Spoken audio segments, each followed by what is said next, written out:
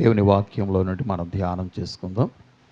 మొట్టమొదటిగా ప్రకటన గ్రంథం మనకు అర్థం కావాలి అంటే, ప్రకటన గ్రంథం ఎవరి కొరకు రాయబడిందంటే, ప్రకటన 1:1 ఒకసారి జ్ఞాపకం చేసుకుందాము. యేసుక్రీస్తు తన దాసులకు కనపరచుటకు దేవుడు ఆయనకు అనుగ్రహించిన ప్రత్యక్షత. గమనించారా? నీవు దాసుడుగా, క్రీస్తుకు దాసుడుగా నువ్వు ఉండకపోతే ప్రకటన గ్రంథానికి అర్థం కాదు. నువ్వు అర్థం చేసుకోవాలి. మొదటగా నీవు క్రీస్తుకు దాసుడుగా నువ్వు కావలసి ఉంది. మనం క్రీస్తుకు దాసులుగా ఉండటానికే 2000 సంవత్సరాల కిందట తన రక్తముతో ఆయన మనల్ని కొన్నాడు. కాబట్టి క్రీస్తు దాసులుగా నువ్వు ఉన్నట్లయితే ఆ గ్రంథాన్ని నీకు చాలా స్పష్టంగా దేవుడు తెలియజేస్తాడు. ప్రకటన గ్రంథంలో 7 సంఘాలు ఉన్నాయి. కానీ ప్రకటన గ్రంథం యోహాను రాయటానికి ముందు పౌలు కూడా 7 సంఘాలకి పత్రికలు రాశాడు. పౌలు రాసినటువంటి పత్రికలేమో సంఘానికి రాశాడు. ఒకసారి రోమ పత్రిక 1:1 ఎవరైనా త్వరగా సహాయం చేయండి.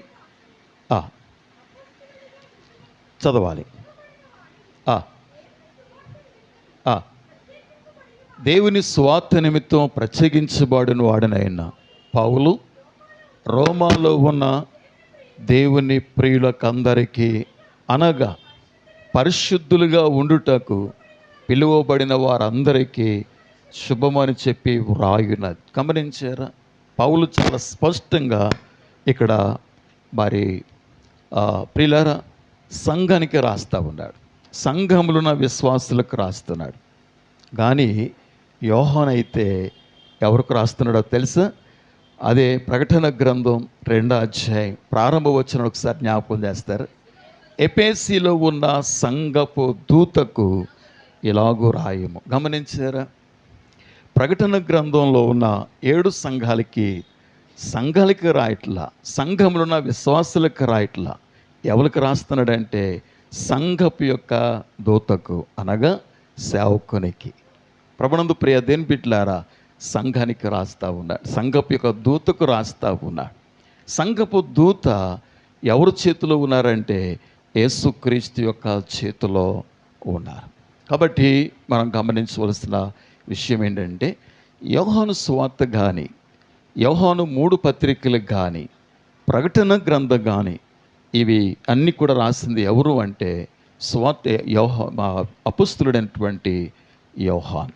జెబెదయి సలోమి యొక్క కుమారుడు యోహాను రాశాడు. నిజంగా మత్తయి కంటే, మార్కు కంటే, లూకా కంటే యోహాను రాసినటువంటి పత్రికలు కానీ సువార్త కానీ చాలా డిఫరెంట్గా ఉంటుంది. ఎందుకు అంటే 3.5 సంవత్సరాల యేసు ప్రభు యొక్క పరిచర్యలో యేసుక్రీస్తుకి సన్నిహితంగా ఉన్నంతగా యోహాను ఎవరు లేరు. 13వ యోహాను సువార్త 23వ భాగంలో రాయబడిన మాట ఏంటంటే, శిష్యులలో యేసు ప్రేమించిన ఒకడు యేసు రొమ్మున ఆనుకొనుచుండెను. గమనించారా? అందుకనే ఈ యోహాను పత్రికలు కానీ సువార్త కానీ చాలా డిఫరెంట్గా ఉంటుంది. కారణం ఏంటంటే యేసు యొక్క ప్రేమను 3.5 సంవత్సరాలు కూడా ఆయన ప్రేమ కొరికాయి ఎంతగా తహతహలాడిన వ్యక్తి ఈ యోహాను. కాబట్టి ప్రభునందు ప్రియ దేవుని బిడ్డలారా, యోహాను ఈ యొక్క 7 సంఘాలలో మొదటి సంఘాన్ని ఎఫెసీ రాసిన పత్రిక రాస్తూ ఉన్నప్పుడు చూడండి ప్రభు ఎక్కడున్నారో మొదటి వచ్చిన మరలోసారి జ్ఞాపకం చేయండి. 2:1 భాగం. ఎఫెసీలో ఉన్న సంఘపు దూతకు ఇలాగు రాయుము, 7 నక్షత్రములు తన కుడి చేత పట్టుకొని 7 దీపస్తంభముల మధ్య సంచరించువాడు చెప్పు సంగతులేమనగా. గమనించారా? ఆయన ప్రారంభము సంఘం ఏర్పడినప్పుడు ఆయన ఎక్కడ ఉన్నాడంటే సంఘముల మధ్య ఆయన సంచరిస్తున్నట్టుగా మనం చూస్తూ ఉన్నాం. ఆయన సంఘముల మధ్య సంచరిస్తున్నాడు కనుకనే ఆది అపోస్తుల కాలంలో అపోస్తుల యొక్క బోధ విన్న వారందరూ కూడా వారు ఏం చేస్తారో చూడండి ప్రియులారా, భూములు అమ్మారు, ఇండ్లు అమ్మారు, అమ్మిన వాటి వెల తెచ్చి అపొస్తలుల పాద దగ్గర వారు పెట్టారు. అంటే వారి దృష్టి భౌతిక సంబంధంగా లేదు. మొదటి 2వ కొరింథీ పత్రిక 4:7 ప్రకారంగా 17 ప్రకారంగా మనం గమనించినట్లయితే, మేము దృశ్యమైన వాటిని చూడక అదృశ్యమైన వాటిని నిదానించి చూచుచున్నాం. గమనించారా? అపొస్తలుడైన పౌలు కానీ, మోషే కానీ, అబ్రహాము కానీ, మీరు ఇంటికి వెళ్ళి చదవండి. హెబ్రీ పత్రిక 11వ అధ్యాయంలో మనం గమనిస్తే, ఇంత గొప్ప సాక్షి సమూహము మేఘములే మనల్ని ఆవరించింది అంటాడు. ప్రభునందు ప్రియాదేని బిడ్డలారా, అబ్రహాము ఎన్నో ప్రాంతాల నుండి ప్రయాణం చేశాడు. అన్యుల దేశాల నుంచి ప్రయాణం చేశాడు. తన దేశాన్ని విడిచిపెట్టి రమ్మని దేవుడు చెప్పినప్పుడు అనేక దేశాల గుండా ప్రయాణం చేసిన తర్వాత, దేవుడు కనాను దేశానికి వచ్చిన తర్వాత, తూర్పు పడమర ఉత్తర దక్షిణం చూడు, ఈ దేశమంతా నీకిస్తున్నాను అన్నాడు. ఆ దేశమంతా ఇచ్చిన తర్వాత, ఇన్ని సంవత్సరాలుగా అనేక దేశాల గుండా ప్రయాణం వచ్చాను కదా, ఇప్పుడు శాశ్వతంగా ఈ దేశం ఇచ్చాడు కదా అని చెప్పి ఏదో ఒక చిన్న గృహాన్ని కట్టుకుని, లేక ఒక గృహ నిర్మాణం చేసుకుని నివాసం చేయాలని తను అనుకోలేదండి. కారణం ఏంటంటే, అబ్రహాం యొక్క దృష్టి ఎక్కడుందో చూడండి. 11వ అధ్యాయంలో హెబ్రీ పత్రిక 9-10 వచనాలు. 8వ వచనం చదువుదాం, చదవాలి.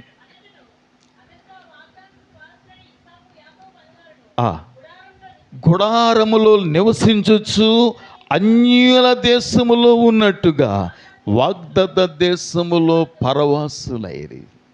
అన్యుల దేశములో ఉన్నట్టుగా, అన్యుల దేశంలో ఉన్నప్పుడు టెంట్లోనే ఉన్నాడు. ఎందుకు? రేపు మాపం మరణ వేరే దేశానికి వెళ్ళాలి గనక. అలాగన యాత్రికుడిగా ప్రయాణం చేస్తూ ఎక్కడికి వెళ్ళాలో అక్కడికి వెళ్ళే వరకు కూడా టెంట్లోనే ఉండొచ్చాడు. కానీ అన్యుల దేశంలో ఉన్నట్టుగా వాగ్దత్త దేశంలో పరవాసులైరి. ఇప్పుడు చదవండి. ఎలా అనగా, దేవుడు దేనికి శిల్పియు నిర్మాణకుడనై ఉన్నాడో ఆ పునాదులు గల పట్టణము కొరకు అబ్రహాము ఎదురు చూచుచుండెను. ఈ మాటని పౌలు చెప్తున్నాడు.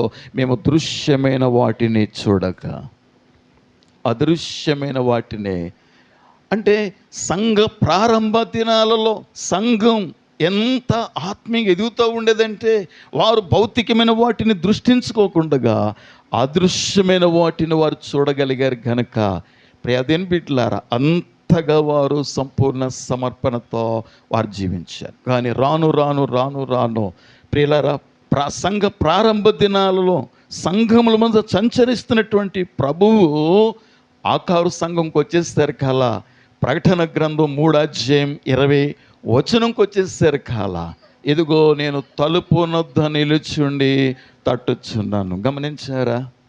ఈట తలుపు అంటే సంఘం యొక్క తలుపు అండిది. అంటే సంఘానికి ఆయన బయటికి వెళ్ళిపోయాడు. ప్రభునందు ప్రియ దేని బిడ్డలారా, పౌలు రాసినప్పుడు 7 సంఘాలకు పత్రికలు రాసినప్పుడు సంఘం సాధారణ స్థితిలో ఉంది. కానీ యోహాను 7 పత్రికలు రాస్తూ ఉన్నప్పుడు, సంఘపు దూతలకు రాస్తున్నప్పుడు సంఘం అసాధారణమైన స్థితికి వెళ్ళిపోయింది. సాధారణమైన స్థితిలో సంఘము లేదండి. మీరు బాగా గమనిస్తే ప్రతి సంఘములో దేవుడు మారు మనసు పొందమంటాడు, సంఘములు ఉన్న లోపాలు బట్టి. ఎగ్జాంపుల్ 2:4 ఒకసారి ప్రకటన గ్రంథమును మనం గమనిస్తే, అయినను నీ మీద తప్పు ఒకటి మోపవలసి ఉన్నది. ఏమనగా, నీవు ఏ స్థితిలో నుండి పడుతువో ఆ మొదటి క్రియలను చేయి. మళ్ళీ 4 చదువుతారా? అయినను మొదట నీకుండిన ప్రేమను వదిలితువా అని నేను నీ మీద తప్పు ఒకటి మోపవలసి ఉన్నది అని చెప్పి 5 వచ్చేసరికల్లా, నువ్వు మారు మనసు పొంది ఆ మొదటి క్రియలు చేయమంటాడు. మారు మనసు పొంది మొదటి క్రియలు చేయమంటాడు.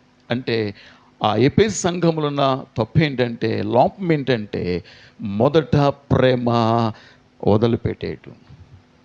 ప్రభునందు ప్రియులు, అంటే దేవునికి విశ్వాసికి మధ్యన ఏదో అడ్డొచ్చింది. ఏదో అడ్డొచ్చింది. ఒకనొక సమయంలో దేవుడు అబ్రహామును పిలిచి అంటాడు, ఆదికాండం 22:1 భాగంలో ఆ సంగతులు జరిగిన చదవాలి. పరిశోధించెను ఎట్లనగా, అబ్రహామా, ఆయన అబ్రహామని పిలువగా, చిత్తం ప్రభువా, నీకు ఒక్కడయున్న నీ కుమారుని అనగా నీవు ప్రేమించు ఇస్సాకును. ప్రేమ అనే మాట అక్కడ మన పాయింట్ బాగా గుర్తు చేయాలి. ప్రేమనందు ప్రియులారా, నీవు ప్రేమించి ఇస్సాకును నువ్వు తీసుకువెళ్ళి నేను చూపించే పర్వతములలో ఒక దాని మీద నువ్వు దహన బలుగా అర్పించాలి అన్నాడు. మరి ఇంత ప్రయాణం చేసిన తర్వాత, తీరా బలిపీఠం కట్టిన తర్వాత, కుమారుని వధించడానికి సిద్ధపడిన తర్వాత దేవుడు ఒప్పుకున్నాడంటారా? బలి అర్పించడానికి దేవుడు ఒప్పుకున్నాడంటారా? ఇదంతా ఎందుకు చేయించినట్టు అంటే, నేను ఒక వరముగా కొడుకునిచ్చాను. కొడుకుని ఇవ్వక మునుపు అబ్రహాము నాతో బాగానే ఉన్నాడు. 18:33 ఒకసారి జ్ఞాపకం చేయండి. ఆదికాండంలో యెహోవా అబ్రహాముతో మాట్లాడుట చాలించి వెళ్ళిపోయాను, అబ్రహాము తిరిగి తన ఇంటికి వెళ్ళాను అని చదువుతా. 22 ఒకసారి జ్ఞాపకం చేస్తారా?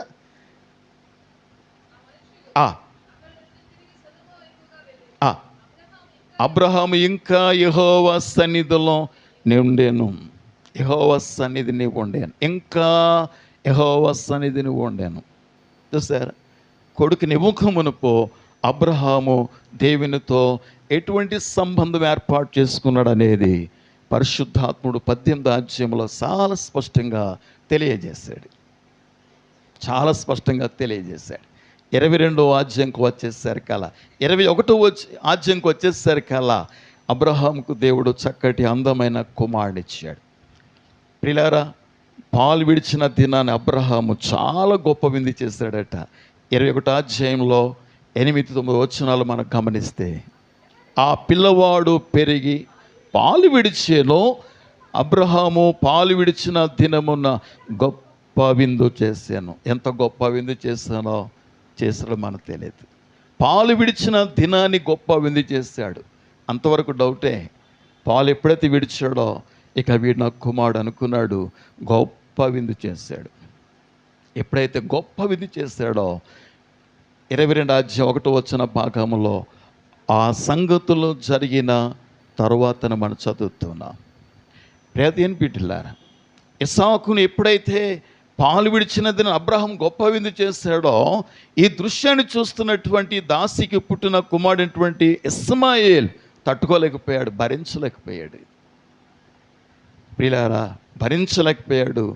ఆ రకరకాలుగా కామెంట్లు చేస్తున్నాడు, ఏదో మొత్తానికి అపహాస్యం చేస్తున్నాడు. శారా తట్టుకోలేకపోయింది. అబ్రహాం తంటది, ఈ దాసిని దీని కుమార్ని వెళ్ళగొట్టు అన్నప్పుడు ఆ మాటను బట్టి అబ్రహాం చాలా దుఃఖపడతాడు. కానీ దేవుడు శారాతో పాటు దేవుడు మాట్లాడతాడు. అబ్రహామా, శారా చెప్పే మాట నువ్వు విను అన్నాడు దేవుడు. శారా ఏం చెప్తుందో విను, వాస్తవమే, నువ్వు పంపించు అన్నట్టుగా దేవుడు చెప్పినప్పుడు దాసిని తన కుమారుని పెట్టి ఇస్మాయిల్ పెట్టి పంపించేస్తాడు. మీరు చూడండి, గమనించండి. కొడుకుని పంపించేస్తాడు ఇస్మాయిల్ని. ఇప్పుడు ఉన్నది ఇస్సాకు అక్కడే. వెంటనే దేవుడు అబ్రహాముని పరీక్షిస్తూ ఉన్నాడు. విశ్వాస జీవితంలో పరీక్షలు మనం తప్పించుకోలేమండి.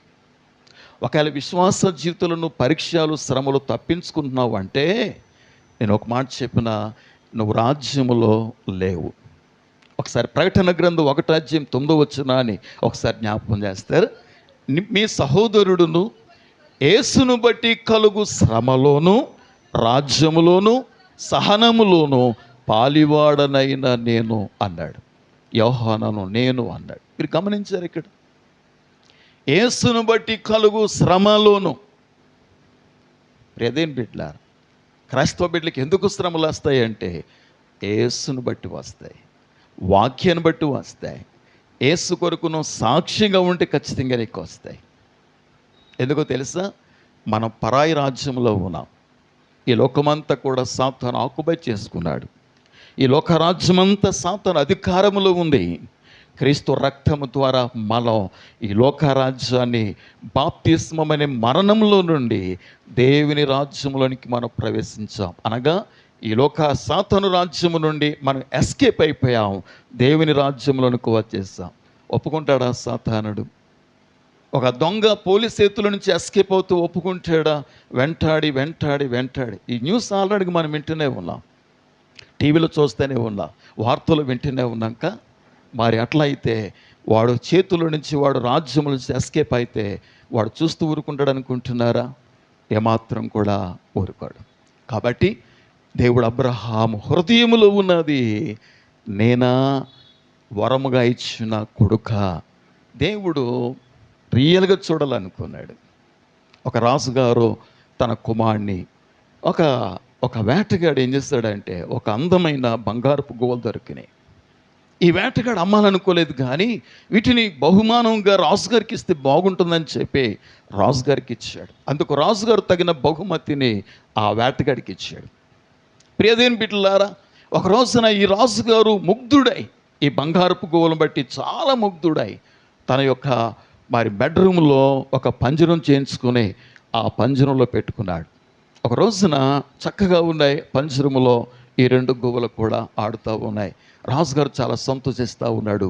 ఒక రోజున రాజుగారు తన బయటికి వెళ్ళవలసిన అవసరత వచ్చింది. తన కుమారుని పిలిచి అన్నాడు, అరే బాబు, ఈ గువ్వలు నేను జాగ్రత్తగా చూస్తూ ఉండు, నేను బయటికి వెళ్తూ ఉన్నాను అని చెప్పినప్పుడు, అలాగే డాడీ అని చెప్పి అన్నాడు. రాజుగారు వెళ్ళాడు. ఈ లోపల వాడు స్నేహితుడు వచ్చాడు. ఆడుకోవడానికి ఏదో మొత్తానికి ఇద్దరు కలిసి సహవాసం చేయటానికి ఏదో, లేదు మా డాడీ ఈ గోవులను చూస్తూ ఉండమన్నాడు అని చెప్పాడు అని మాట్లాడుకుంటున్న సమయంలో రాజుగారి ఇంట్లో ఒక పిల్లి ఉంది. ఈ లోపల వారి పిల్లి కనిపించింది. అరే అందులో కూడా అన్నాడు, అరే నువ్వు చూసే కంటే ఈ పిల్లిని కనుక అక్కడ పెడితే అది ఇంకా బాగా చూస్తుంది అని సలహా ఇచ్చాడు. ఆ సలహా మేరకు ఇద్దరు కలిసి పిల్లిని పట్టుకున్నారు. ఆ గోవ ఆ యొక్క పంజరంలో పెట్టేశారు. ఇద్దరు బయటికి వెళ్ళిపోయారు. కొంత సమయం తర్వాత రాజుగారు రానే వచ్చారు. బెడ్రూమ్కి వెళ్ళేసరికి అలా పంజరం కిందన బ్లడ్, రక్తం ఉంది. లోపల చూస్తే పిల్లి ఉంది. ఆ పక్షి యొక్క ఏకలన్నీ కూడా అందులో ఉన్నాయి. అదేం బిడ్డలారా, తన కుమారుడైనటువంటి ఆ కుమారుని పిలిచి తన బుద్ధిహీనతకు, జ్ఞానము లేని స్థితికి, తన అమాయకత్వాన్ని బట్టి రాబోయే దినాల్లో రాజుగా ఉండాలిగా, యువరాజు కావాలిగా.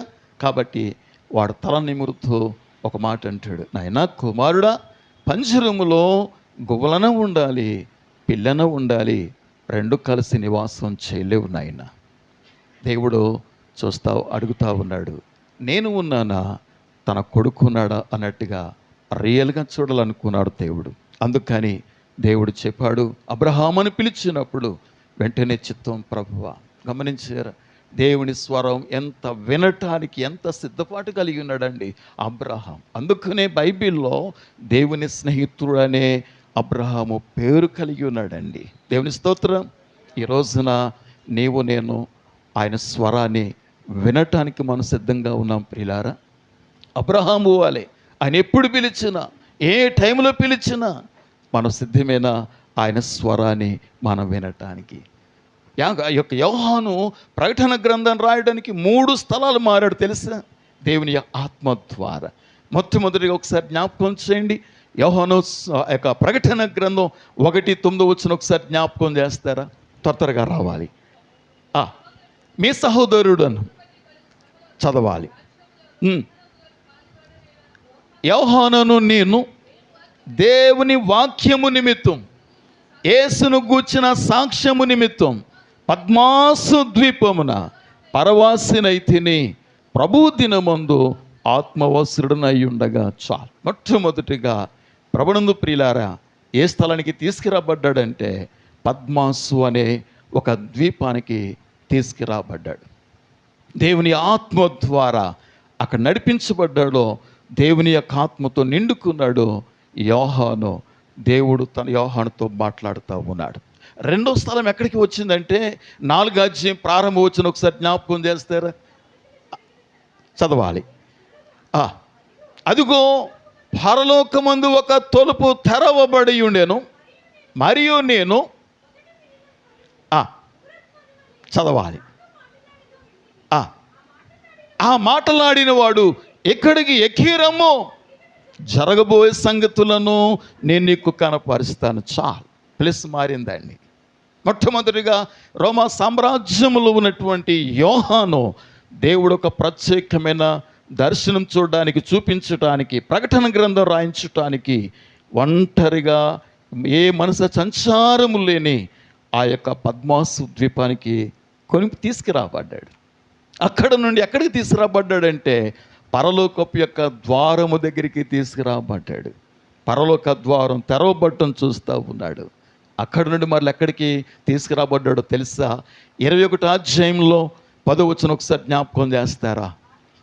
ఆత్మవస్త్రుడనైన నన్ను ఎత్తైన గొప్ప పర్వతం మీదకి కొనిపోయి, ప్రియదేవుని బిడ్డలారా, యెరూషలేము అనే గొప్ప పర్వతం మీదకి యోహాను తీసుకురాబడ్డాడు.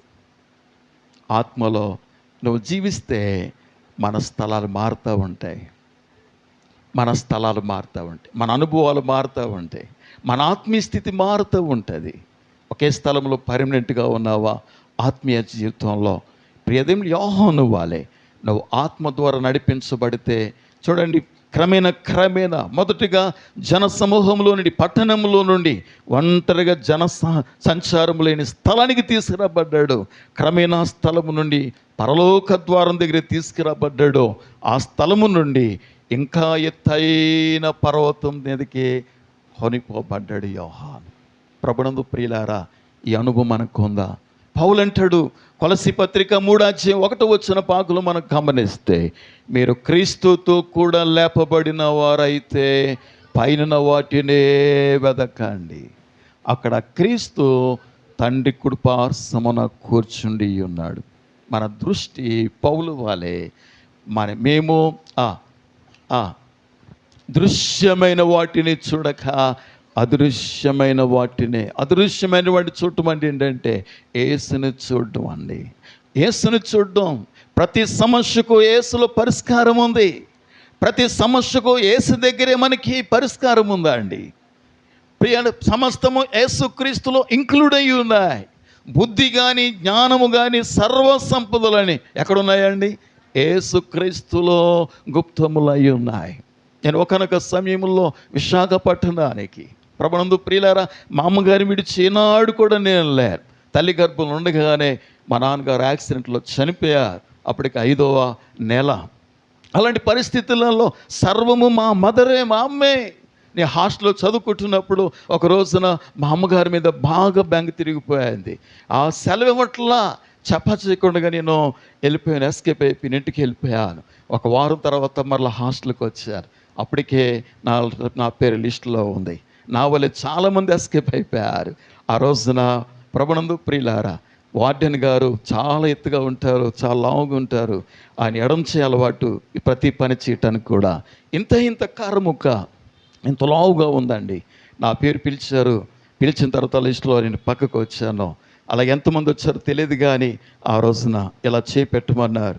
ఇలా పెట్టిన తర్వాత సాస్ పెట్టి కొట్టేసరికి అలా టంగమని తగిలి ఆ ఎముకలకి అండి ప్రియులారా, అలాగా ఈ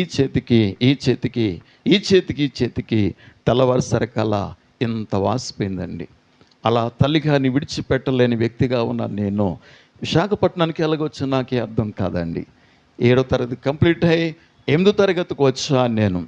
మా బాబాయ్ గారు, మా చిన్నాయన గారు రైల్వే ఉద్యోగం, వాళ్ళకి బావగారు అవుతారు అనగా మా మేనమామ గారు విశాఖలో పోర్ట్లో జాబ్ చేసేవారు. ఆయన ఎప్పుడు వచ్చి పదే చెప్తూ ఉండేవారు, ఆ బావగారు మా యొక్క వదిన గారి యొక్క కుమారుడు, ఒక అనాథగా ఉన్నాడు, తండ్రి లేని బిడ్డ. మరి చిన్ననాడే తండ్రి చనిపోయాడు, అడుక్కుని పెంచుతూ ఉంది మా వదిన గారు. నా జీతం కూడా మాత్రమే, నేను కూడా ఏం చేయలేని స్థితి. మీ ద్వారాగా విశాఖపట్నంలో ఏమైనా మిమ్మల్ని బట్టి అయినా ఏదైనా ఒక జీవనోపాధి చూపించినట్టుగా ఉంటుంది అని పదే చెప్పటంతో ఒక రోజున మా మాయగారు వచ్చారు. మా మాయగారు చూశారు పరిస్థితి అంతా కూడా. వస్తావా అన్నారు. ఏదో వస్తానని చెప్పేశాను అంతే. తర్వాత మాత్రం అదే మొట్టమొదటిగా ఏ హాస్టల్కి నేను టొంకపెట్టుతో వెళ్ళాను, ఆ టొంకపెట్టునే హాఫ్ నిక్కర్లు వేసుకొని మొట్టమొదటిగా ట్రైన్లోకి రావటం. ఏదో నేను ఫారెన్ వెళ్ళిపోతున్నట్టుగా అనుకున్నాను.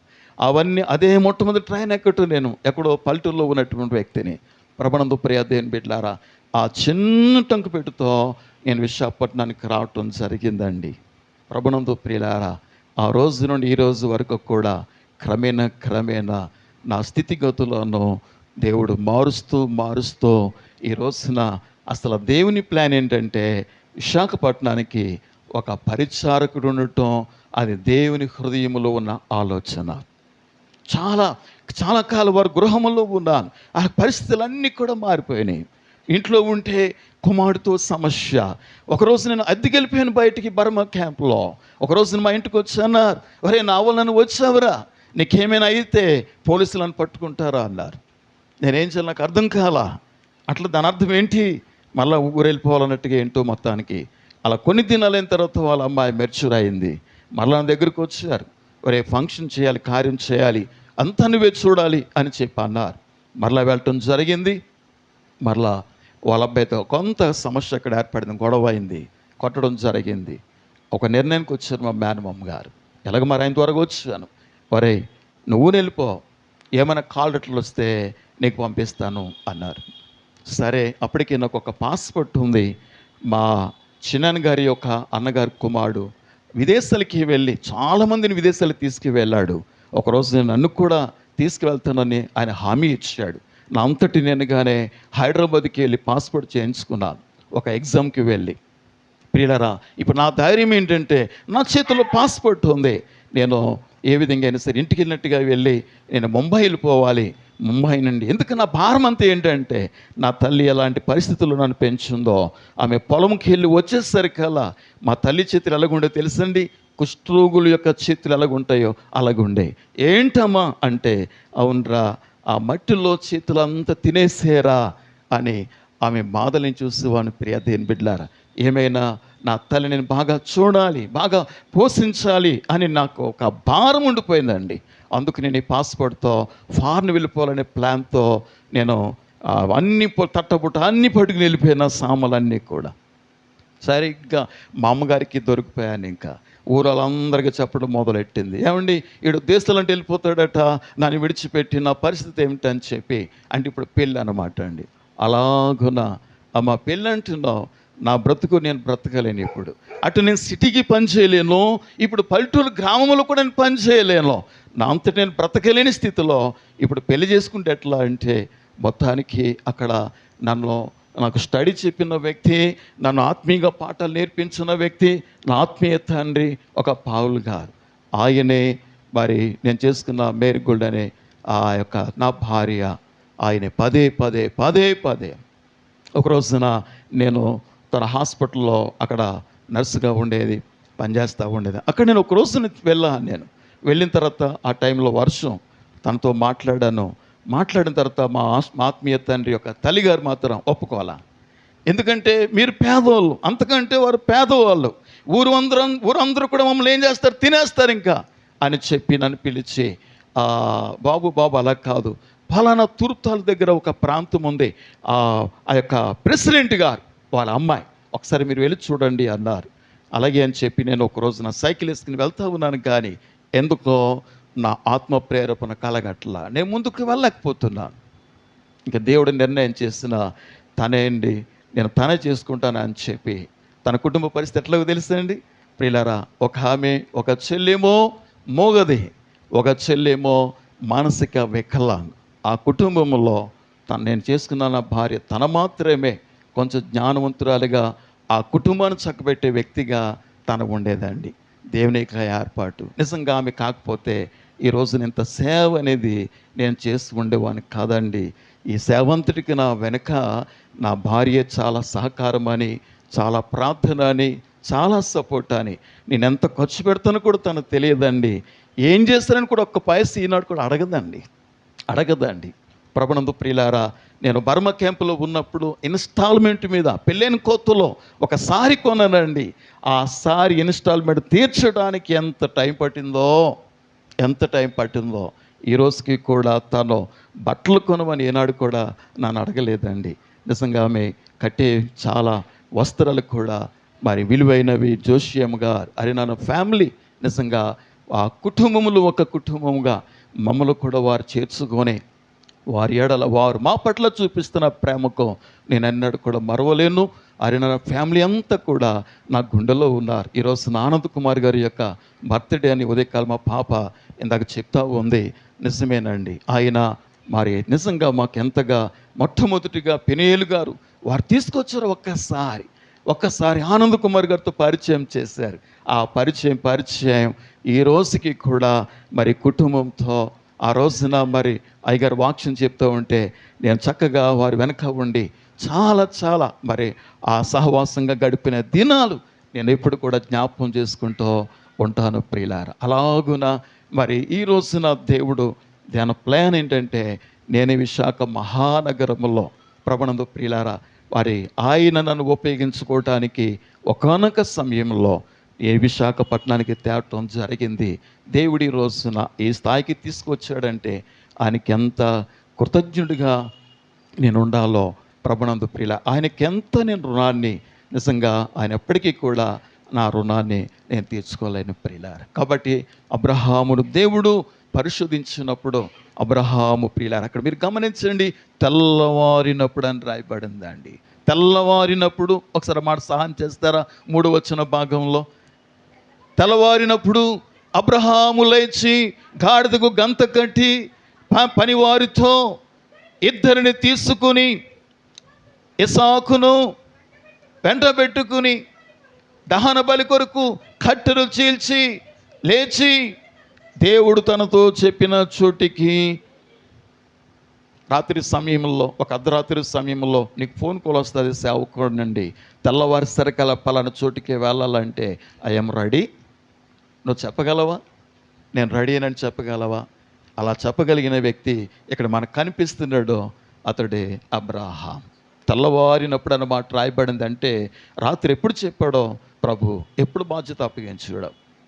ఏమండి, పరలోకపు తండ్రి ఇచ్చే బాధ్యత కంటే అంతకంటే మించి ఏమైనా బాధ్యత ఉందంటారా? ప్రియదేని పిల్లారా, ఏది కూడా ఉండడానికి వీల్లేదండి. కాబట్టి తెల్లవారినప్పుడు అనే మాట దాని అర్థం ఏంటో తెలుసా? తెల్లవారుగానే ఈరోజు ఏం చేయాలి, ఈరోజు ఏ పని చేయాలి, ఈరోజు డబ్బులు ఎలాగా, ఈరోజు కుటుంబ అవసరతలు ఎలాగా, ఈ లోక సంబంధం ఏవి కూడా తన హృదయంలో ఆక్రమించుకోక మునిపే దేవుని పని కొరకే సిద్ధపాటు కలిగిన వ్యక్తి అబ్రహాం అండి. అబ్రహాం వలె మనము కూడా ఉండాలని పరిశుద్ధాత్ముడు కోరుతున్నారండి. అక్కడికి డౌట్ వచ్చింది కొడుక్కి, ప్రియులారా తండ్రి అన్నీ ఉన్నాయి కదా, దహన బలికి గొర్రెపిల్లయ్యేది. అబ్రహాం ఎంత విశ్వాసవీరుడు చూడండి, ఎంత విశ్వాసవీరుడు చూడండి. 5 వచ్చిన పాకులు మనం గమనిస్తే ఆ చోటుకి వెళ్ళిన తర్వాత తన యొక్క పనివారుతో అంటాడు, చదవండి ఒకసారి, గాడిదతో మీరు ఇక్కడనే ఉండండి, ఈ నేను నీ చిన్నవాడును అక్కడికి వెళ్ళి దేవునికి మ్రొక్కి మరలా మీ యొద్దకు వచ్చేదము. ఎంత విశ్వాసవీరుడండి. వచ్చేదను అనలా. దేవుడు ఏం చెప్పాడు? బలి అర్పణ చేయమన్నాడు. మరి బలి అర్పణ చేసేది మిగిలినది ఒక్కడేగా. కానీ అబ్రహాం యొక్క విశ్వాసం ఏంటో తెలుసా? ఒక్కసారి హెబ్రీ పత్రికకు రండి, 11వ అధ్యాయంలో 17-19 వచ్చిన కలిసి ఉంటుంది, ఒకసారి జ్ఞాపకం చేయండి. చదవాలి. ఇస్సాకు వలనైనది నీ సంతానం అనబడునని దేవుడు ఎవరితో చెప్పబడను? ఆ అబ్రహాము మృతులను సహితము లేపుటకు దేవుడు శక్తిమంతుడని ఎంచిన వాడై తన ఏక కుమారుని అర్పించి ఉపమాన రూపముగా మృతులలో నుండి మరలా పొందేను.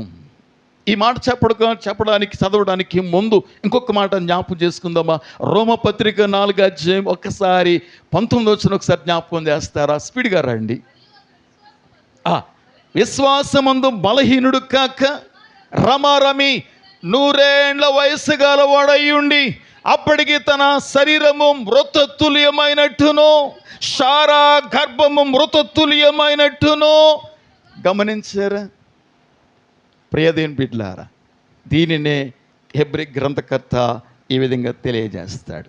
తన కుమారుని తీసుకువెళ్తూ ఉన్నప్పుడు అబ్రహాం ఇలా తలంచాడు, అయ్యో ఎలాగా బిడ్డను అడిగేస్తాడు దేవుడు, చంపేయాలి, వధించేయాలి, ఇక మిగిలింది ఏంటి? ఆకాశ నక్షత్రాలుగా చేస్తున్నాడు. ఒక్క రవ్వంత అనుమానం అనేది అబ్రహాముకి కలగలేదండి. రవ్వంత అవిశ్వాసం కలగలేదండి. ప్రభునందు ప్రియులారా, అబ్రహాం ఇలాగ ఆలోచన చేశాడు. నేను మృతుడినై ఉండగా, నా భార్య గర్భం మృతతుల్యమై ఉండగా, మా శరీరాలకు నూతన జీవాన్ని ఇచ్చి నూతన శక్తితో నింపి ఆశ్చర్యకరీతిలో ఈ కుమారుని అనుగ్రహించినప్పుడు మృతులను సహితము లేపటానికి నా ప్రభువారు శక్తిమంతుడని ఎప్పుడైతే ఎంచాడో, ఎప్పుడైతే విశ్వసించాడో, అప్పుడు అబ్రహాముకి ధైర్యం కలిగింది. ప్రియులారా, దేవునికి స్తోత్రం. హల్లెలూయా. ధైర్యం కలిగిందండి. కనుకనే గాడిదతో మీరిద్దరు ఇక్కడే ఉండండి, నేను ఈ చిన్నవాడు అక్కడికి వెళ్ళి మ్రొక్కి మరలా మీ వద్దకు వచ్చేదామని చెప్పడానికి గల కారణం, ఒకసారి 22:12 వచనాలకు ఒక్కసారి మనం వెళ్ళినట్లయితే, ఎట్లనగా ఆయన చిన్నవాని మీద చెయ్యి వేయకుము, అతనిని ఏమీ చేయకుము, నీకు ఒక్కడయ్యున్న నీ కుమారుని అనగా నాకీయ వెనుతీయలేదు గనక దేవునికి భయపడిన వాడు అని ఇందువలన నాకు కనబడుచున్నది. నిజంగా అబ్రహాము నటన నిజంగా భయపడేవాడా? క్రైస్తవులలో చాలా ఎక్కువగా నటన ఉంటో తెలుసండి. సాక్ష్యం కూడా చాలాసార్లు కూడా లేని వాటిని కూడా చెప్తుంటాం. చాలాసార్లు కూడా నటన. ప్రియదేని బిడ్డలారా, అబ్రహాము జీవితంలో నటన ఉందా, వాస్తవం ఉందని దేవుడు చూడాలనుకున్నాడు. నిజంగా భయపడేవాడా లేక నటిస్తున్నాడా అనేది దేవుడు చూడాలనుకున్నాడు. అబ్రహాములో దేవుడు చూసింది ఏంటో తెలుసా? నిజంగా నాకు భయపడిన వ్యక్తి. భయపడాడు గనుకనే తన కుమారుని ఇవ్వటానికి వెనుతీయలేదు. దేవుని బిడ్డ, ప్రభునందు ప్రియులారా, నిజంగా దేవుని భయమని కనుక నీలో ఉంటే దేవుడు దశమ భాగం కాదండి, ఏది కోరితే దాని ఆ స్థలంలో నువ్వు పెట్టగలవండి. దేవుని స్తోత్రం. హల్లెలూయా. దేవునికి భయపడిన వ్యక్తి అబ్రహాం. అక్కడ దేవుడు అద్భుతమైన వాగ్దానం చేస్తాడు. ఏంటో తెలుసా? 18 వచనం ఒక్కసారి జ్ఞాపకం చేస్తారా? మరియు నీవు నా మాట వినినందున భూలోకములోని జనములన్నీ నీ సంతాన మూలముగా ఆశీర్వదించబడినని నా తోడని నేను ప్రమాణము చేయుచున్నాను. సమర్పణ కొరత ఆశీర్వాదం యొక్క కొరత అండి. ప్రభునందు ప్రియ దేవుని బిడ్డ, నీ సమర్పణ కొరతే నీ ఆశీర్వాదాన్ని నిర్ణయిస్తుందండి. కాబట్టి ఎంత మేరకు అబ్రహాము సమర్పించాడో తన కుమారుని, ఆశీర్వాదం కూడా చూడండి. భూలోక వంశములన్నీ కూడా నీ సంతానము ద్వారా నేను ఆశీర్వదిస్తానని అబ్రహాముతో దేవుడు ప్రామిస్ చేశాడు. ఈ రోజున నిజంగా దేవునికి భయపడే వ్యక్తిగా మనం ఉన్నామా లేదా అనేది ఒక్కసారి మన ఆత్మీయ జీవితాన్ని చెక్ చేసుకుందామా? ప్రకటన గ్రంథం ప్రభు చిత్తమైతే అదే విషయంలో మరొక పర్యాయం మనం జ్ఞాపం చేసుకుందాం. తలలు వంచండి, కండ్లు మూయండి.